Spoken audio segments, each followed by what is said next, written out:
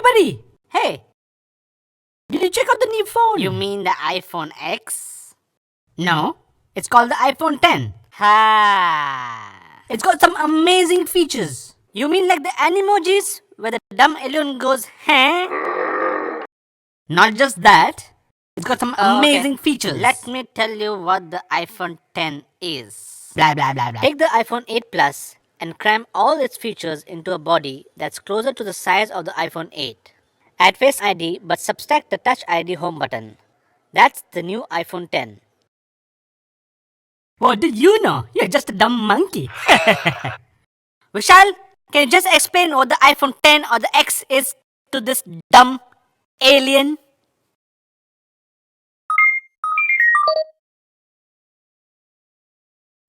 It comes in only two colors, space grey and silver. To be clear, except for the home button and the Touch ID, all the other iPhone 8 Plus features are here, including a blazing fast 6-core A11 Bionic processor, water resistance and, unfortunately, no headphone jack. And Apple still does not provide a wireless charging nor a fast charger with the iPhone, and also no wireless headphones, even when the cost starts from $999 or Rs 89,000 for the 64GB variant and $1,149 or Rs 1,02,000 for the 256GB variant. The iPhone 10 is a beautiful modern sculpture and iPhone owners finally have a reason to show off their phones again. Apple's following the bezel-less smartphone design trend, where the edges around the screen melt away to offer an impressive all-screen experience. Technically, other phones may have slightly smaller bezels and the screen of the iPhone 10, though manufactured by Samsung, but we still like the approach of Apple took here.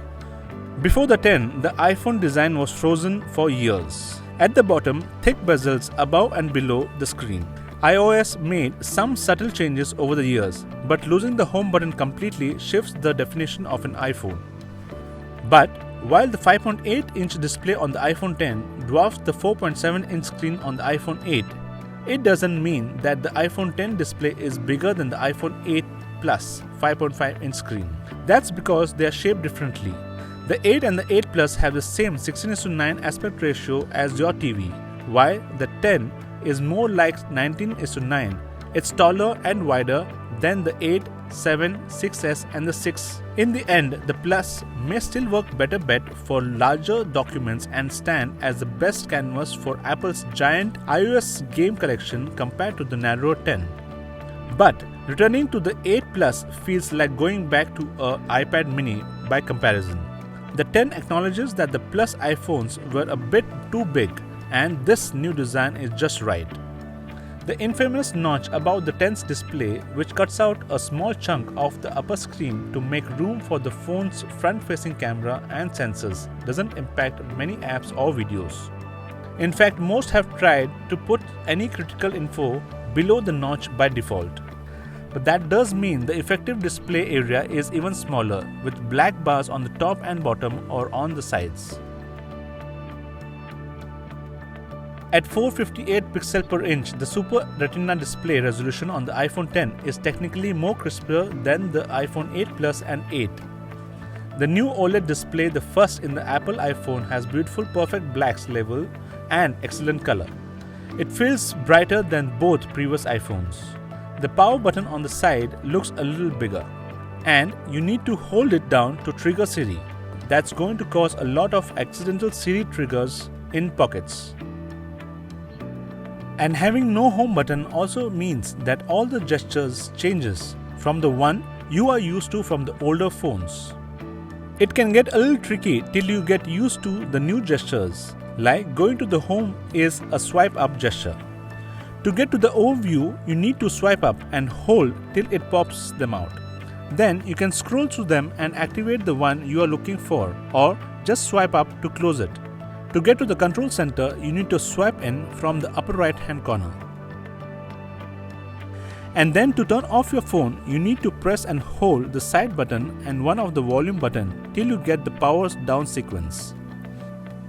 For the screen capture, you need to press the side button and the volume up button at the same time and release. Back to that notch. In addition to the microphone speaker and ambient light sensor you'd find on other phones, it houses an infrared camera, flood illuminator, and a dot projector, and a 7-megapixel selfie camera. Collectively, Apple calls these imaging portions the True Depth Camera System. Apple's fingerprint reader is nowhere to be found on the iPhone X. Logging into the iPhone X with your face feels weird at first, but I have come to love how automatically it fills in username and password data on apps and web pages. It's starting to feel like a far more automatic future. Face ID was the biggest what if for the iPhone X. So, what if I don't use my phone for a while and grow a beard or a mustache? Will my phone recognize me? Let's try it out. Well, it does not work. Let's see if it recognizes me with my glasses. Well, it worked. With sunglasses, well, it does work. And in total darkness. Well, it worked. Face ID requires a certain angle to work, slightly elevated off the table, tilted a bit to catch your face. Eye contact is required by default, but that attention mode can be deactivated. Now the last major change for the outside is the new cameras. So yes, the vertical camera's orientation is new, and which you can differentiate from the other iPhones. iPhone X is rocking with those two slightly updated 12-megapixel cameras, and this time they are both optically stabilized. So the telephoto lens should do a bit better and have a better success rate in low light performance. Apple is trying to give some more customization option in their portrait mode. I think that's probably triggered by the Samsung just did it with the Note 8.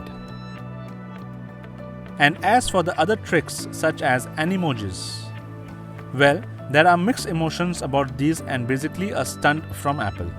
I don't find a lot of people using these in their daily use.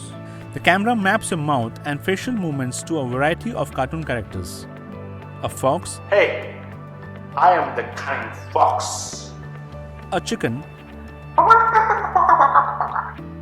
I am a chicken. You can't eat me. And an inevitable pile of poop. I am the poop. To send as 10-second animated messages. But those deceptively adorable face puppets point to a far more persuasive future to a true facial control, emotion-aware apps, or camera tools that transform faces even further. Another, only in the iPhone X, feature from the True Depth camera is portrait mode selfies. Ones that focus the foreground subjects while blurring the background. My front-facing portrait mode shots turn out well every time I use it with a ton of subjects, but it favors one subject at a time. That's because the depth sensing abilities of True Depth are limited to about a few feet away, basically face distance. Portrait mode also adds portrait lighting to the front-facing camera too, allowing you to experiment with different lighting effects. I just wasn't happy with the way those turned out. The feature is in beta though, so it may yet improve. I'm a little let down by the iPhone X's battery life so far.